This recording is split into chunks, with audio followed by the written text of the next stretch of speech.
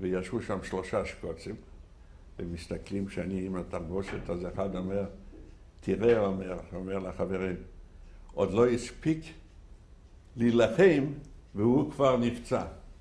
אותו דבר. אז השני אומר, אתה יודע, אליי, אתה יודע, אצלנו, אם יש איזשהו פצע לאצבע, אז קוטעים את האצבע. אומר השלישי, אתה לא רואה שהוא כרות. זאת הייתה קבלת הפנים שאני קיבלתי בצבא הפולני, ולמרות כל זאת, אני המשכתי לשרת בצבא. היינו 2 יהודים בין 180 שקוצים. זאת הייתה אוסמה שקולנה קומפניה. הקומפניה, אני יודע איך לתרגם את זה בדיוק, היחידה, בעלת ההשכלה השמינית של אותו גדוד, כפי שאמרתי, גדוד קלעי וילנה.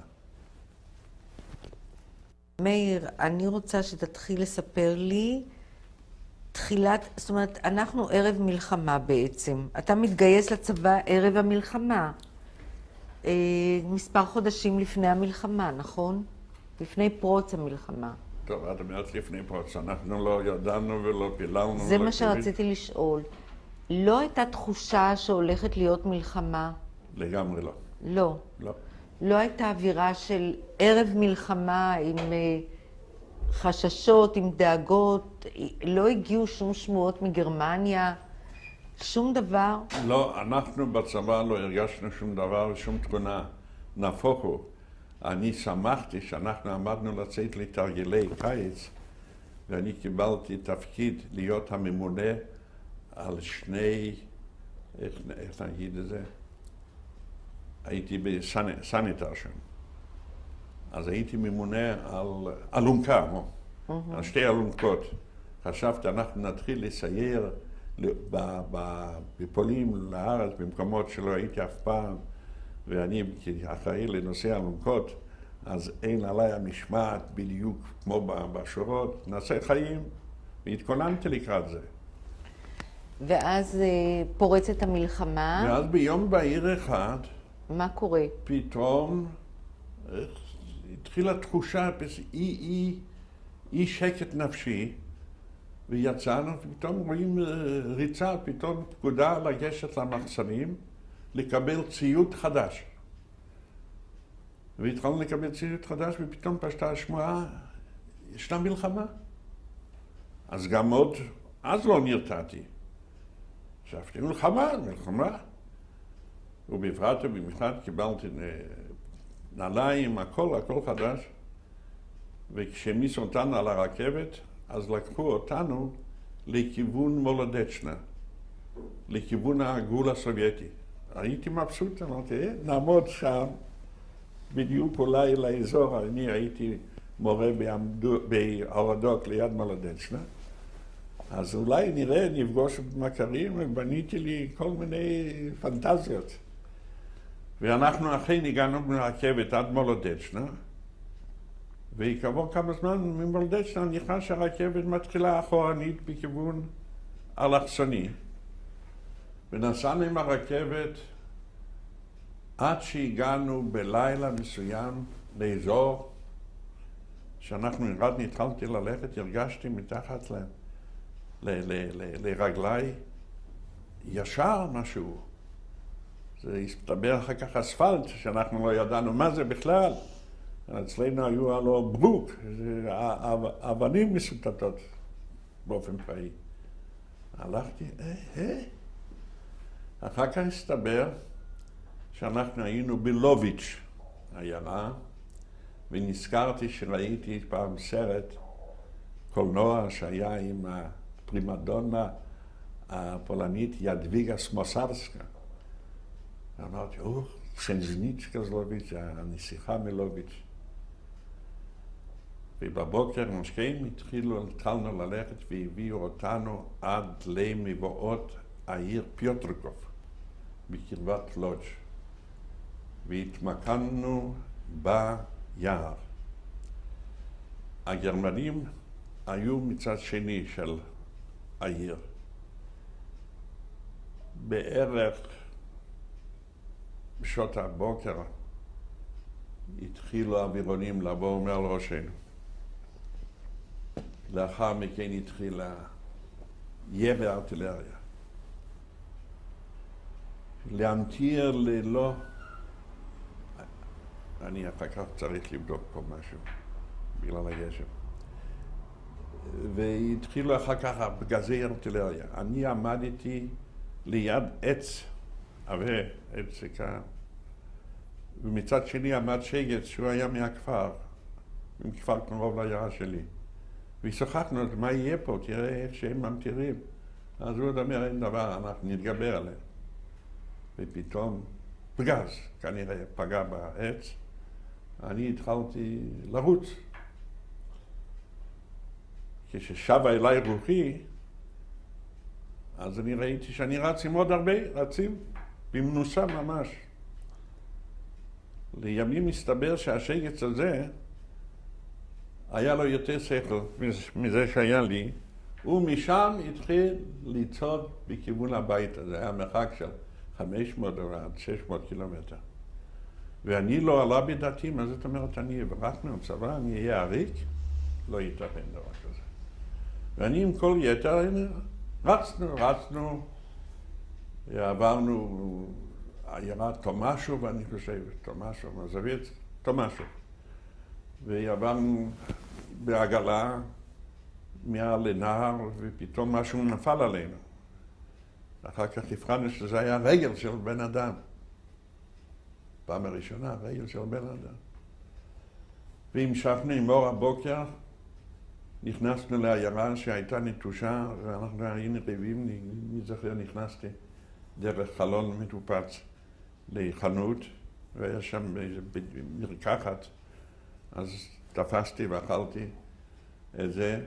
לאחר מכן אני הכיתי, כי לא לקחתי יותר מזה כנראה. העיקר במנוסה הזו עברנו עיירה משצ'ונוב, שזה ביידיש המשינוב, ונכנסתי לחנות וביקשתי לקנות סיגריות. אני ישנתי אז, זוכר פלסקי, ויצאו הבעל החנווני יהודים, והם ראו לפי האב שגם אני יהודי, אז הם שואלים, נו, מה נשמע שם? מה עלינו לעשות? מה יכולתי להגיד להם מה עליהם לעשות? ואני ראיתי רק שבבית ישנם חבילות מוכנות, כאילו, לברוח מהמקום. ואני ביקשתי את הסיגריות, אמרתי, תנו לי כך וכך סיגריות, כי אין לי יותר כסף. מה אין כסף? כמה אתה צריך? והתחילו להמטיר עליי כמה חבילות, ורצתי עד למבואות ורשה. כשהגעתי לוורשה הייתה הפצצה על ורשה, אני זוכר, עמדנו בין שני בתים, ופתאום הרגשתי שהחומות זה הרגשה איומה, ופחדתי שמהתקף שני הבניינים יסגרו עליי. נגמרה ההפצצה, יצאתי, אז הלכתי וראיתי רסטורן. נכנסתי, ישבו שם אנשים מסביב לשולחנות, ואני רציתי לאכול ורציתי לשתות משהו. ואני ראיתי שזה שמסתובב, שהסתבר אחר כך שהוא בא למסעדה, הוא סוחב פתאום בפנים משהו בולט, ראיתי שזה בקבוק. אז אני אמרתי, אדוני, אני רוצה מהבקבוק הזה. אז הוא מזג לי, ישב אליי קצת רוחי, אכלתי שם, ומשם ישר הלכתי לציטדלה. זה היה המרכז של הצבא הפולני שחלה שם. שם היה בונקר, ציטדלה זה בעצם טירה, ארמון, משהו. ושם הרכיבו מכל אלה שהפליטים, פליטי הצבא, הקימו גדוד שהוא עמד יחד עם הצבא של האזור, לא דנו היה קיים, בהגנה על ורשה. אנחנו התמקמנו, זוכר, באנו לשוחה, שם היו פרחי קצונה. נכנסתי עם בעלי האלונקה שלי, אז לא היה נאה להם להיות בשוחה יחד. ואני זוכר, אחד אמר לשני, צו יאבד דשזפטים שמאלי, אני אשב פה בשטום כזה עם אלה. חשבתי, ככה מקבלים פני? אני אמרתי לחבר'ה, זה היה, לא היה אף פולני, אצלי היה ליטאי ושני אוקראינים. אמרנו, אנחנו יוצאים מכאן. ועוד בלילה יצאנו והלכנו, ככה חיפשנו עד שמיששנו בידינו איזשהו בניין. לימים מסתבר שהיה בניין לא גמור, חצי באדמה, חצי בולט, והתמקמנו שם בבניין הזה. לימים יצא אחד מהאוקראינים לעיירה סמוכה ברודנו, והביא משם פחים עם דבש. ואנחנו כל הזמן ליקקנו דבש. חיכינו, ראינו את זה, הימים חלפו, אין חשבון של ימים, אבל כשהגיע המטבח, השדה, עם האורז, פגע בו, והאורז נשפך על הכביש, ואנחנו היינו רעבים מאוד, השתטחנו על הכביש, וליקקנו את האורז מעל הכביש, עברו אווירונים והמטירו רימונים. וככה פה נופל ופה נופל ונהרגים אחד אחרי השני. אז, בפעם הראשונה, מודה ומתוודה, בא לי המחשבה שכל הזמן שרתי בדם ואש יהודה נפלה, בדם ואש יהודה תקום.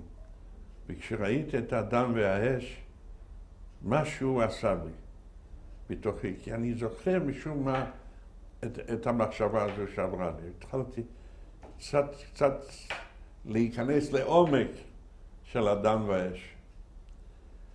וחיכינו וציפינו שתהיה קנייה, כי האווירונים היו זורקים את העלונים להיכנע. וחיכינו, אז כל פעם היינו מסתכלים על גג בניין העירייה, אם יש דגל לבן.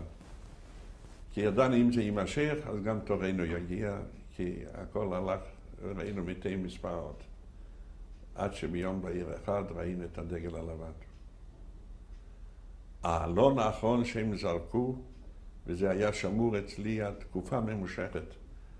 הם כתבו להיכנע, אופיצרום פוזוסטביה ששבלה, לקצונה ישיר את החרב, זורנייז'ה מוגון שאודש דדומו.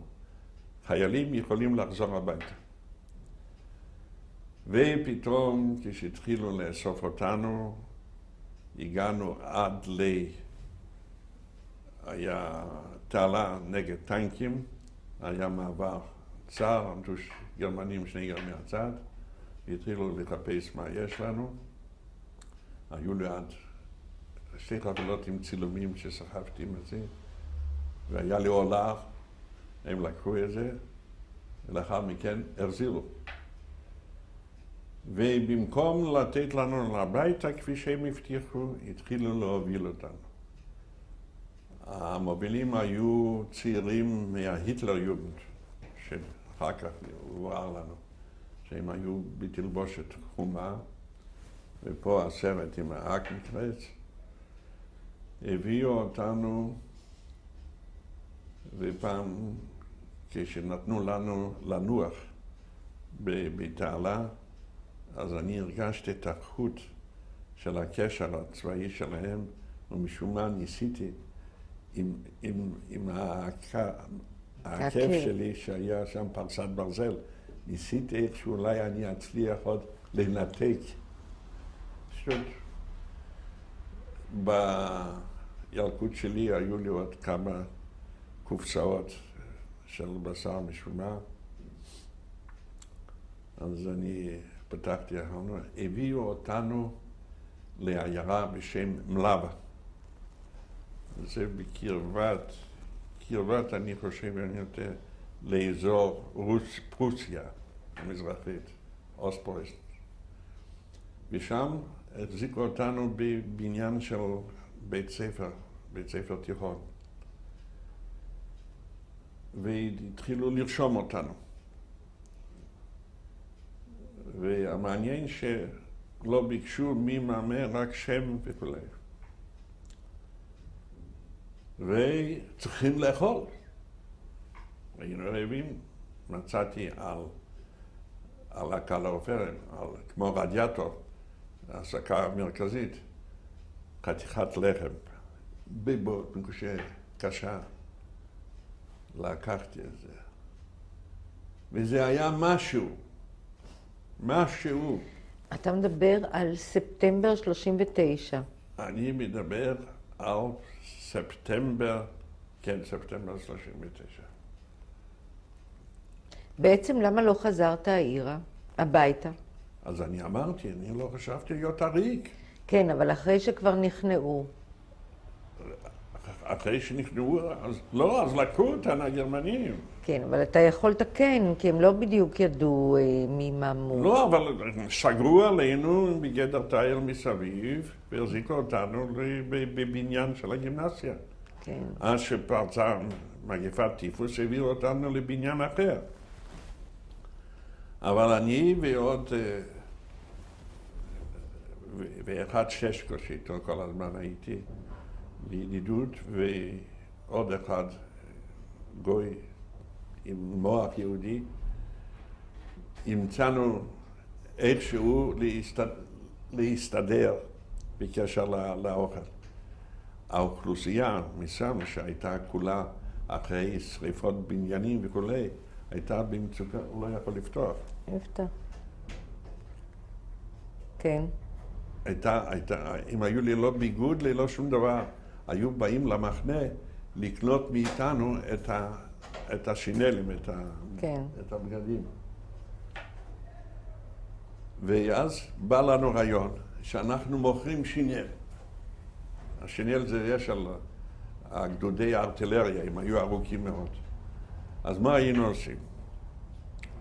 האוכלוסייה שהייתה באה לשאול מה יש לנו למכור מהבגדים, היינו מראים, הוא היה גבוה הפולני הזה, הוא היה מסתובב עם השינל, מראה את השינל, והיינו גומרים על כך וכך ביצים, כך וכך נקניק, או חזיר, או מה, והטרנזקציה הייתה מתבצעת ככה. היא הייתה עומדת עם הסל, עם הפרודוקטים מצד שני, והמשמר היה מסתובב, זה היו בדרך כלל גרמנים מהוורמאכט של עוד ממלחמת העולם הראשונה. זקנים, בעלי נימוס. ואנחנו היינו לוקחים, שמים בתוך הסל שהייתה מעבירה לנו, כל מיני סמרטוטים וכולי, ורק חלק של שינל שמכוסה. והיו מביאים לגדר ומראים לה, הנה השינל, והיא הייתה נותנת את הפרודוקטים. השלישי היה צועק, ימצא, גרמנים. אז היא הייתה תופסת ורצה. וכך אנחנו עבדנו מספר שבועות. עד שביום בהיר אחד, בלילה אנחנו היינו יושבים ומחפשים להילחם בכינים שלנו. והכינים היו... זאת אומרת, בעצם אתם הייתם שבויי מלחמה. שבויי מלחמה. הרוב היו פולנים. הרוב, רובם פולנים. וכמה יהודים הייתם? לא יודע, לא הייתה הבעיה. והגרמנים לא עשו הפרדה? לא. לא הרגשתם הפרדה בין... שום דבר. זאת אומרת, אתם נלקחתם כחיילים... מלחמה פולנים. עד מתי הייתם במחנה... עד שאנחנו אחרי זה, עליתי פעם מתחת לגג של הגימנסיה של הבניין, וראיתי את החלונות, אצלנו החלונות היו זוגיות, לא כמו אחד. אז שם היו שומרים לחורף את הדאבל. אז בא לי רעיון להוציא את הזכוכית, והיינו מוכרים שמשות, שוב פורת אוכל. כך שאנחנו הסתדרנו כל הזמן, עד שביום בהיר אחד אספו אותנו ופשטה שמועה שהולכים לבצע החלפת שבויים בין הסובייטים, בין הגרמנים והסובייטים. זאת אומרת, אלה שהם שייכים ילידי האזור, הלא כמו, כידוע פולין חולקה לשניים. כן. אלה ששייכים לאזור הסובייטי יוחזרו לסובייטים, והסובייטים יחזירו אלה לזה. והגענו עד לבריסק. אני זוכר את היום היום מלא שמש, אם כי כבר קריר חורפי, וראיתי בפעם הראשונה את החיילים הסובייטים, ולא ראיתי אותם, לא היו להם טפיות. זה כך משנה, כאילו, בוא הייתי אומר היום כמו חייזרים. ושם העבירו אותנו לבריסק, והכניסו אותנו לקרונות מסע. ישבנו בקרונות מסע, עד שפתאום הופיע חייל סובייטי, וביקש לבחור מישהו אחראי לקרון, צץ איזשהו שם פולני, וביקש לרשום את הנוכחים, ושוב אמר, סקורו פיידיט דמוי, בקרוב תיסעו הביתה. ואחר כך, לפנות ערב, הביאו לנו אוכל, זה היה כרוב, וחתיכות סוכר, גבישים, כמו אבנים.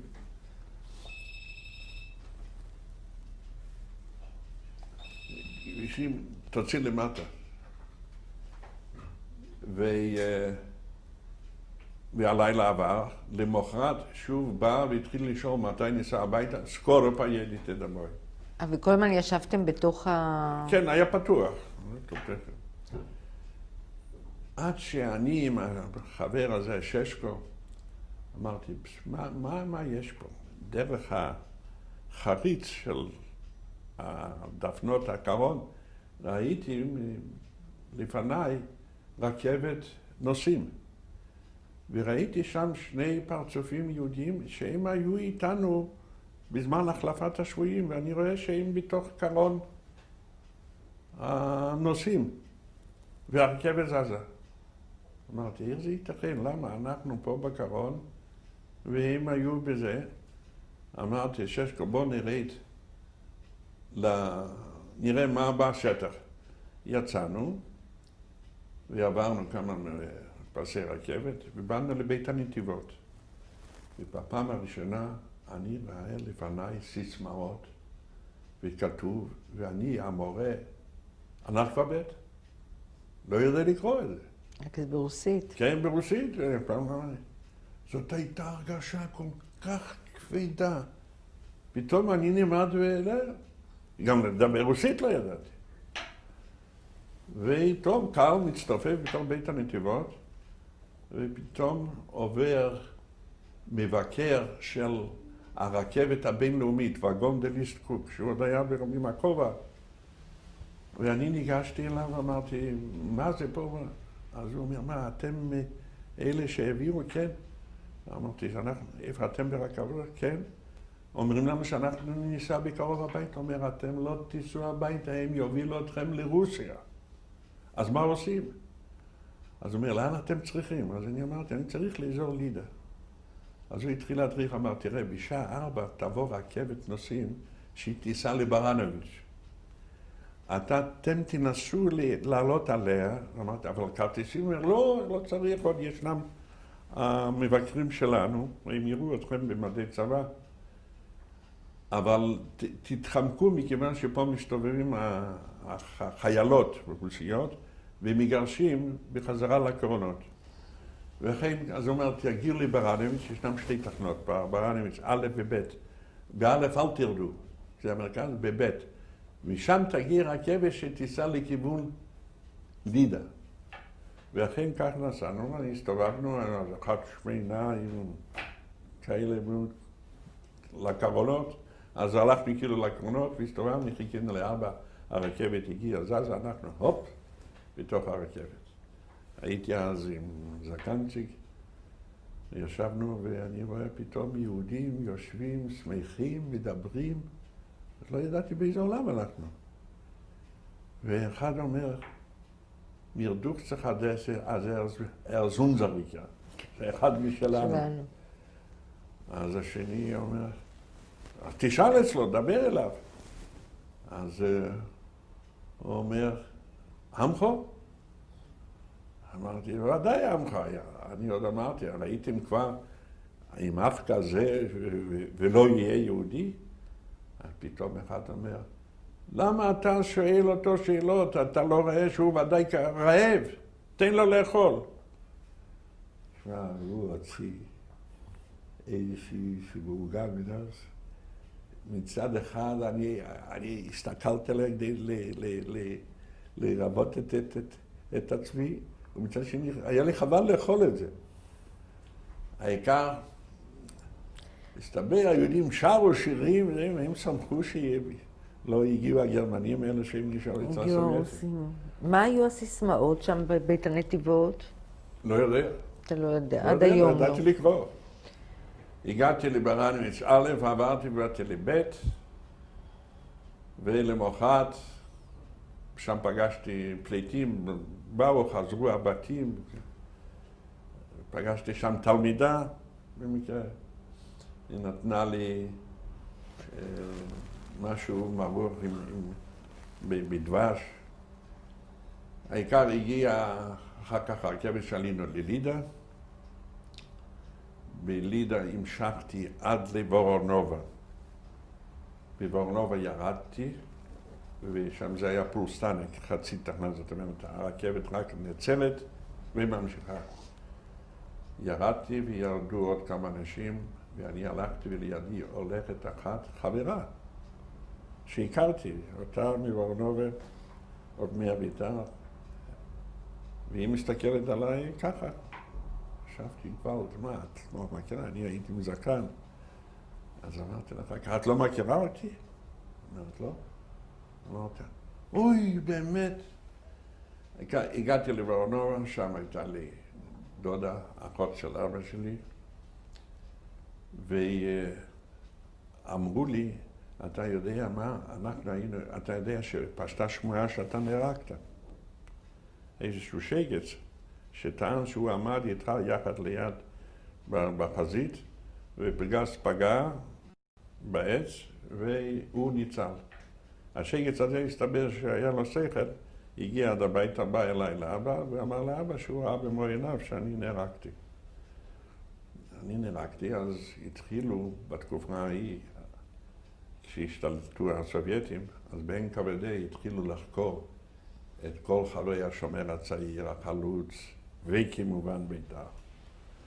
אז כולם טענו דבר אחד, היה פה אחד איצקוביץ', הוא מת. היה פה אחד איצקוביץ' שהוא דיבר והוא נהם והוא העביר אותנו על דתנו וכל פעם התיקים הלכו וגדלו. עד שביום בהיר אחד תבינו איך אומרים כשאם רוצה גם מטאטא יורה. אז בלילה אחד הגעתי, אבל אני רוצה להקדים קודם כל, כשהגעתי לברונובה, אז אמרו לי מחר, וידוע שפשטה שמועה שאתה נהרגת, היינו מייעצים לך, צריכים להכין את אבא לקראת בואך. והציעו שיתקשרו בטלפון לדבר עם אבא. התקשרו, תתארו לעצמכם, אני מקבל, שומע את קולו של אבא. ואני שיניתי קצת את הקול, ואמרתי, ihr seid der Tate von Itzkowitz. Ja. אמרתי, ihr bin Achava, euer Sohn lebt. Ist in Baranowitsch. Morgen wird kommen. והבכי מצד שני, ואני סגרתי. אני מגיע לעיירה. אני בעמדי בוורשה, כשראיתי שאם המלחמה תימשך, אז יבוא גם הקץ עליי, וכפי שאמרתי לפני כן, התחלתי להרע בדם ואש וכו'. אז חשבתי, אני אהרג פה ולא ידעו אפילו שנהרגתי ואיפה נהרגתי. תוך כדי מהלך המחשבה חשבתי, אם אנצל להישאר בחיים ואצליח להגיע הביתה, הדבר הראשון שאני אעשה, אני אבוא לבית הכנסת ואני אנשק בפרוכת. ואכן, כך עשיתי. והגעתי הביתה. תקף ובאו שכנות, באה שכנה שהייתה להם תחנות מכולת, הביאה סוכריות וזה, ואל תשאלו. ולאחר מכן הכינו לי את האמבטיה. ואבא רחץ אותי ושטף אותי, והתגלחתי. ולמחרת אני מתחיל להתלבש בסלון שלנו, שאתה עוד מראה מכאן עד לתקרה, ואני מחפש עניבה, ובא אחי אליעזר ואומר, בוא זוכסטר, מה אתה מחפש? אמרתי, אני מחפש עניבה. הוא אומר, אין עניבות, גמרנו להתלבש משהו פשוט ביותר. כי אבא היה צריך ללכת איתי, להירשם במרשם התושבים. יצאנו בבוקר ופגשו אותנו שני פוליטרוקים, מדריכים פוליטיים, יהודים, אבל מרוסיה. ואבא דיבר, ואבא אומר, תכירו, זה הבן. ואני זוכר עד היום, אחד מהם, יהודי, אומר, את עושה מבלשוי פשיסט? זהו הפשיסט הגדול.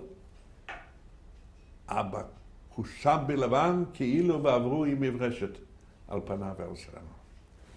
הלכנו לבית למועצה המקומית ורשמו אותי. כן, כן.